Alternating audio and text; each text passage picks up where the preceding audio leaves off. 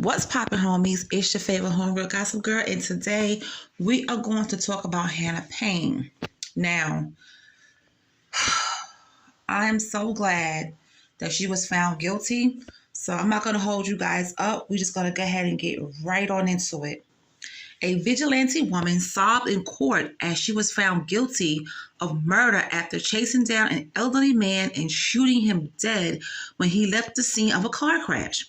Hannah Payne, who was 24 years old, was in tears with her head hung down when Judge Jules C. Scott announced the guilty verdict Tuesday afternoon in Clayton County, Georgia. Payne acted like a cop and pursued Kenneth Herring, the 62-year-old black male, in her vehicle after witnessing him make a minor collision with a truck on May 7, 2019.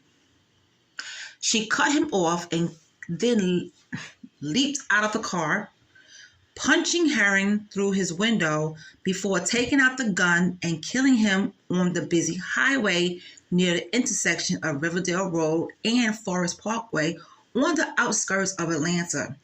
Kenneth Herring, who was unarmed and minding his own business, was chased down, detained, shot, and murdered, the lead prosecutor said during the state's closing arguments. You don't get the death penalty for committing a traffic offense. Now, I'm looking at the video of her with her head down sobbing. You wasn't crying when you did this. You acted as if you was a police. You chased this man down, okay? You chased him down, you punched him, and then you murdered him. So whatever your sentencing is going to be, you will deserve it. And I hope she gets life in prison. If she was so concerned, what's wrong with writing down the license plate? Or just minding your own business? So those tears, honey, nobody cares about those tears. Because you did exactly what you thought in your mind to do. Now, Mr. Kenneth Herring, his family has to, deal with this. And it's not right. The Georgia woman was charged with 2 counts of felony murder, 3 counts of possession of a weapon during a crime, and 1 count each of malice murder, aggravated assault, and false imprisonment. 12 Peach State jurors reached a verdict after 90 minutes of deliberating, determining Hannah Payne unlawfully attacked and murdered Kenneth Herring. She is set to be sentenced on Friday. And you better believe it, I will come back and give you guys the updates. Hannah Payne took the stand on Monday, insisting that she never meant for her handgun to fire a bullet, and claimed he shot himself during a struggle for the weapon. Girl, if you don't get out of here, you knew exactly what you was doing. I pulled it out and immediately started trying to just continue to push against the door with it. Like, push it away from him, she testified. He grabbed my hand with the gun in it. First of all, why was the gun even out? This man was unarmed. He's an older male, 62 years old. You're young. You're 24 years old. Chasing down this man, okay? You thought you were doing something. Why are you pulling out your gun? For what? He didn't have anything. But you want somebody to believe that he did those things. Okay. As he's pulling it, that's when the trigger went off, she added. After it went off, my entire body kind of fell backwards.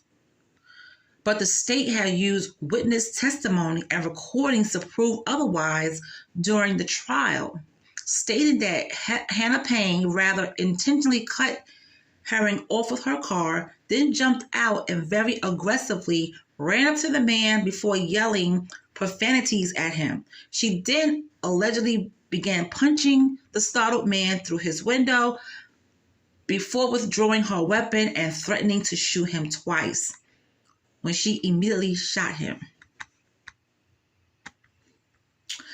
She's using deadly force. She wasn't faced with deadly force, District Attorney Tracy Graham Lawson, when she was initially charged for murder. You cannot claim self-defense and use deadly force unless you're not the initial aggressor, she said.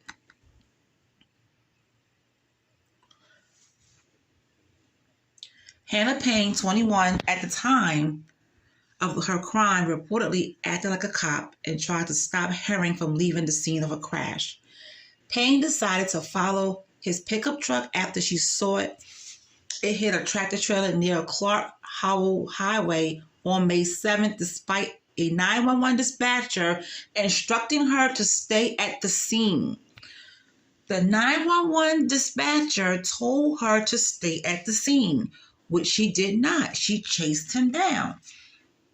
In 2019, Clayton County Magistrate Court Judge William H. West ruled there was probable cause for the prosecution to proceed in the murder case against Payne in a preliminary hearing.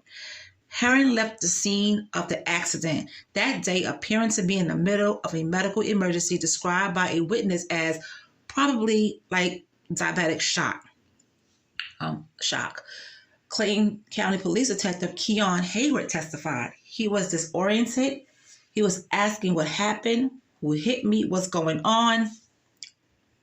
Payne, who was not involved in the incident at all, followed Mr. Kenneth Herring and blocked his car at the intersection roughly a mile down the road, where she confronted him. Armed with a 9mm gun, she told him to return to the crash scene and then pulled a gun on him. See, that was none of her business. She wasn't even involved in this incident. But yet, you thought it was okay to chase down this man for what? For what? Payne's lawyer, Matt Tucker, argued that an altercation between Payne and Herring ended in her handgun discharging, fatally wounding Mr. Kenneth Herring. He said that the shooting was an act of self-defense, describing his client as a good Samaritan for blocking Herring's pickup truck with her Jeep after witnessing Kenneth Herring strike a semi-truck and make an attempt to drive away at around 6:15 p.m. Well, if she was so concerned, the dispatcher told her to stay at the scene. If she was so concerned, she could have just took down his license plate and the police would have handled it later. But Clayton County District Attorney Tracy Graham Lawson described that claim as dubious, as Georgia law allows for citizen's arrest only if the citizen witnessed a felony. Lawson claimed that the collision was a misdemeanor traffic offense. She told the court, you cannot self-defense and use deadly force unless you're not the initial aggressor. She is. Oh, I feel so bad for his wife and his family. Like, come on, man. This is sad. This is so sad. I guess she thinks she's the police or wants to be a police officer. She's blocked him in and he has nothing. He is unarmed, and then she shoots him. Herring's wife, Christine, described the killing as vigilantism and claimed there was a racial element to it, comparing the shooting to the death of Trayvon Martin. She said at a press conference afterwards, I know he was having a diabetic episode because he don't just run off the scene. I knew he was trying to get to the hospital. I had a feeling about that. He was a hardworking man. He stayed true to himself. He's not a violent man. So I knew in the accident with her, it was not true. She said her husband was not the aggressor, as he could not get out of his truck because she had blocked him in. I wonder why she followed him and did not do what the 911 operator said and get the tag number and stay back. I wonder why she followed him all the way, blocked him in, and then killed him. They said she punched him in the face 3 times. She was trying to act like the police. Detective Hayward claimed that Mr. Kenneth Herring remained at the scene of the accident for about 18 to 20 minutes before leaving.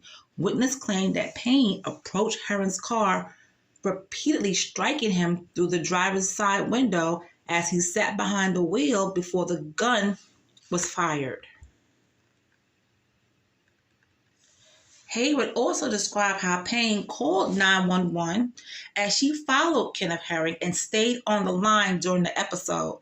Defense claimed that the phone was knocked out of her hand. In the background, she can be heard telling Herring to get out of the car, get out of the car, get out of the effing car. Hayward testified that when she picked the phone back up, she told 911, "He just shot himself with my gun." That doesn't sound right at all. So you want to sit there and tell the 911 operator that this man shot himself with your gun? Jesus. Now, Tucker claimed that Payne was given mixed communication by the 911 operator who told her to remain at the scene, but also get the vehicle tag number as Herring left.